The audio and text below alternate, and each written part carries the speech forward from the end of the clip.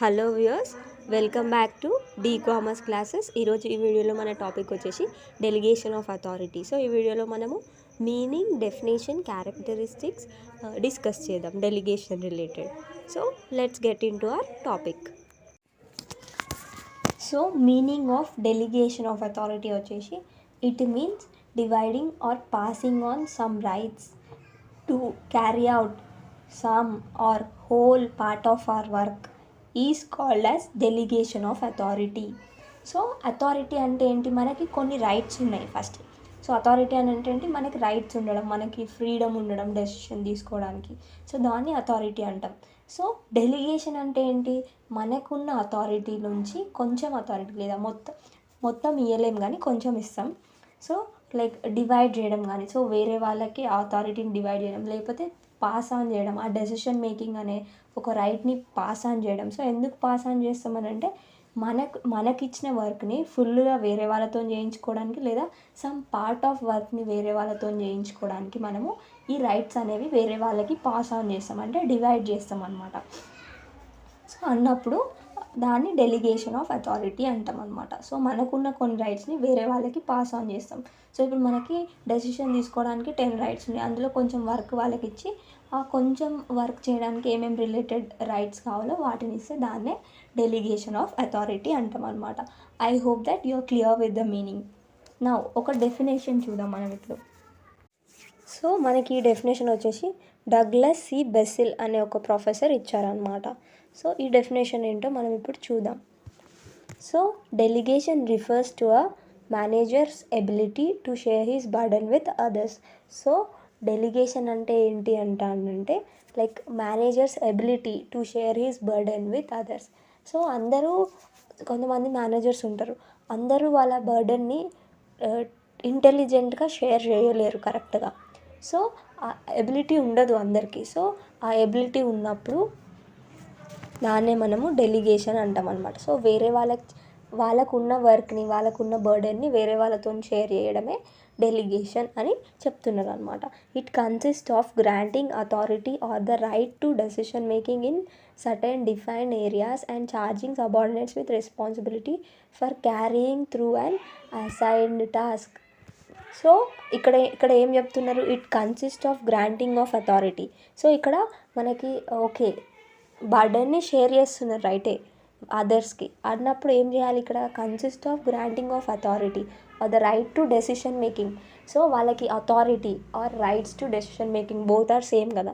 So అట్లా decision making చేయడం కోసం కొన్ని రైట్స్ గ్రాంట్ చేస్తారు in certain defined area. So వాళ్ళకి ఏ టైప్ ఆఫ్ వర్క్ ఇచ్చిండ్రో ఆ టైప్ ఆఫ్ డెసిషన్స్ తీసుకోనికి మాత్రమే రైట్ ఉంటుంది, వేరే డెసిషన్ తీసుకోనికి వాళ్ళకి ఏం రైట్ ఉండదు. And charging subordinates with responsibility.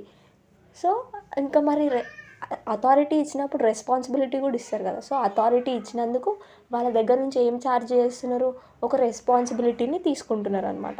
తీసుకుంటున్నారు అని అంటే వాళ్ళకి రెస్పాన్సిబిలిటీ ఇస్తున్నారు అనమాట. లైక్ రెస్పాన్సిబిలిటీ దేనికోసం ఇస్తున్నారు, for carrying through and assigned task.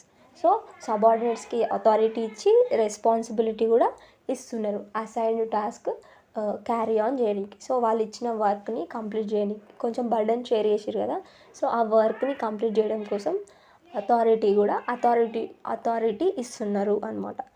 So this is definition given by the Douglas C Basil. Professor Douglas C Basil అనే ఒక ప్రొఫెసర్ ఇచ్చిన డెఫినేషన్కి మీనింగ్ ఇది అనమాట. ఈ డెఫినేషన్ మనకి ఏం చెప్తుందని అంటే సుపీరియర్స్ సబార్డినేట్స్కి కొంచెం పవర్స్ ఇస్తారు. ఎందుకు అని అంటే సుపీరియర్స్ వాళ్ళ వర్క్ బర్డన్ని తగ్గించుకోవడం కోసం అండ్ వాళ్ళు ఇంపార్టెంట్ వర్క్స్ ఉంటే అవి చేసుకోవడం కోసం, కొంచెం లెస్ సిగ్నిఫికెంట్ వర్క్స్ ఉంటే అవి వేరే వాళ్ళకి ఇవ్వడం కోసం పవర్స్ డెలిగేట్ చేస్తారు అండ్ వర్క్ని కూడా డెలిగేట్ చేస్తారు అని చెప్పి ఈ డెఫినేషన్ చెప్తుంది అనమాట, సింపుల్గా చెప్పాలంటే. So now let's discuss the characteristics of delegation. So first characteristic of delegation వచ్చేసి delegation of power. So delegation takes place when a manager grant some of his power to his subordinates.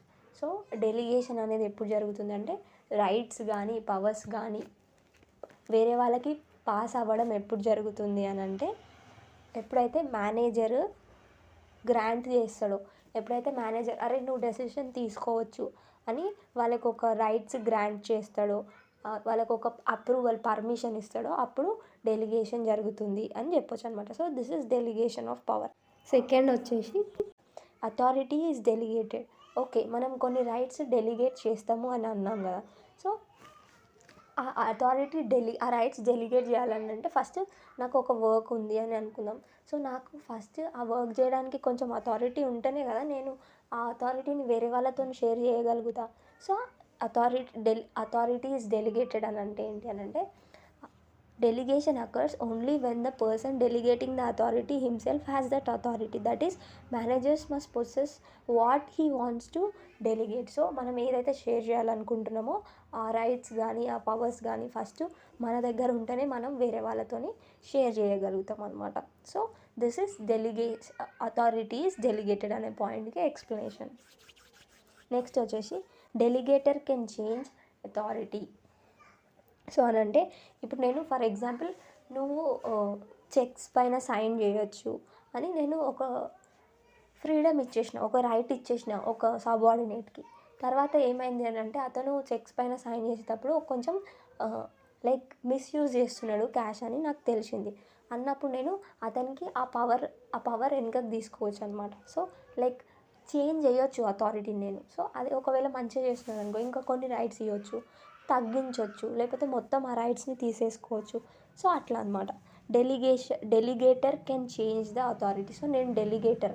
So నేను అతనికి ఇచ్చిన రైట్స్ని వెనకకి తీసుకోవచ్చు, ఇంకా కొన్ని rights ఇవ్వచ్చు, లేకపోతే తగ్గించవచ్చు కొన్ని రైట్స్ని. సో అది ఈ పాయింట్ చెప్తుంది అనమాట. A manager delegating authority can reduce, enhance or take it back. He exercises full control over the activities of the subordinates even after delegation. So ఇతనికి రైట్స్ ఇచ్చినంత మాత్రాన ఇతనికి కంట్రోల్ లేదని కాదు. సో ఇతను ఎప్పటికప్పుడు కంట్రోల్ చేసేదానికి ఇతనికి ఒక రైట్ ఉంటుంది మేనేజర్కి సబార్డినేట్స్ పైన అని చెప్పి చెప్తున్నారు అనమాట. నెక్స్ట్ వచ్చేసి entire fourth one, responsibility not delegated. అంటే ఏంట రెస్పాన్సిబిలిటీ నాట్ డెలిగేటెడ్ అంట. సో మనం రైట్స్ని మాత్రమే పాస్ ఆన్ చేయగలం. వాళ్ళకి కొంచెం వర్క్ ఇస్తాం రైటే, కాకపోతే ఆ వర్క్ చేయకపోతే ఎవరు అకౌంటబుల్? హైయర్ ఆఫీషియల్స్కి మనమే కదా. సో ఇప్పుడు నేను మిడిల్ లెవెల్ ఆఫీషియల్ అనుకుందాం, లోవర్ లెవెల్ నాకు చాలా వర్క్ ఉంది, నేను చేయలేను అంత వర్క్, నాకు బర్డెన్గా ఉంది, కొంచెం వేరే వాళ్ళకి ఇచ్చేసిన. అథారిటీ ఇచ్చిన వాళ్ళకి డెసిషన్ మేకింగ్ రైట్స్ ఇచ్చిన అండ్ కొంచెం వర్క్ కూడా డెలిగేట్ చేశాను వాళ్ళకి అన్నప్పుడు ఓకే ఇది బాగానే ఉంది. అప్పుడు మనము లైక్ ఇప్పుడు వాళ్ళు వర్క్ కంప్లీట్ చేయలేదు టైంకి, నన్ను టాప్ ఆఫీషియల్స్ అడుగుతారు. సో అప్పుడు నేనే కదా రెస్పాన్సిబుల్, వాళ్ళకి వీళ్ళు కాదు కదా. సో అందుకని రెస్పాన్సిబిలిటీ నాట్ డెలిగేటెడ్ అని చెప్తున్నారు అనమాట. సో అబ్డికేట్ అని అంటే give up responsibility by delegating authority to subordinates. So సబార్డినేట్స్కి మనము అథారిటీ ఇచ్చినంత మాత్రాన వాళ్ళు టాప్ ఆఫీషియల్స్కి రెస్పాన్సిబుల్ కాదు. నేను వాళ్ళకి వర్క్ ఇచ్చిన కాబట్టి, నేను చేయాల్సిన వర్క్ సబార్డినేట్స్కి ఇచ్చిన కాబట్టి సో నేనే రెస్పాన్సిబుల్, నేను గివ్ అప్ ఇవ్వడానికి ఉండదు అని చెప్పి చెప్తుంది అనమాట ఈ point. Entire authority cannot be delegated. So ఎప్పుడైనా ఒక మేనేజరు అతనికి ఉన్న ఎంటైర్ రైట్స్, అతనికి ఒక ఏరియా మొత్తంలో అతనికి డెసిషన్ తీసుకోనికి రైట్స్ ఇచ్చారనుకోండి. సో అన్ని రైట్స్ వేరే వాళ్ళకి పాస్ ఆన్ చేసినప్పుడు ఇతని దగ్గర ఏం రైట్స్ ఉండవు అన్నప్పుడు ఇతని ఎవరైతే సుపీరియర్ ఉన్నారో అతని పొజిషన్ని పోగొట్టుకుంటున్నారు. అతని పొజిషన్లో ఎవరు వచ్చినట్టు అవుతుంది? సబార్డినేట్ వచ్చినట్టు అవుతుంది. ఎందుకంటే అన్ని డెసిషన్స్ అతనికి తీసుకోవడానికి రైట్ ఇచ్చావు అన్నప్పుడు నీ పొజిషన్ అతను తీసుకున్నట్టే కదా. సో అందుకనే a manager cannot delegate entire authority to his subordinates. In that case, he will pass on his position to the subordinates. So అన్ని రైట్స్ ఇవ్వద్దు, కొన్ని మాత్రమే ఇస్తారు అని చెప్పి చెప్తున్నారు అనమాట. సో లాస్ట్ క్యారెక్టరిస్టిక్ వచ్చేసి delegation does not reduce authority. So మనకు కొన్ని రైట్స్ వేరే వాళ్ళకి పాస్ చేసినంత మాత్రాన మనకి ఆ రైట్ లేదని కాదు. సో వాళ్ళకి డెసిషన్ తీసుకోమని ఇచ్చినాం, ఒకవేళ మనకి ఆ డెసిషన్ తీసుకోనికి వస్తే మనమే తీసుకోవచ్చు కదా. సో అందుకనే delegation does not reduce authority. So మనకున్న రైట్స్ని రెడ్యూస్ వేరే వాళ్ళకి పాస్ ఆన్ చేసినాం అంతే, కానీ మనకి కావాలంటే మనం కూడా యూస్ చేసుకోవచ్చు కదా. సో అది అనమాట. So a manager cannot delegate, sorry, delegation does not imply reduction of authority of the delegator. A superior retains authority even after delegation.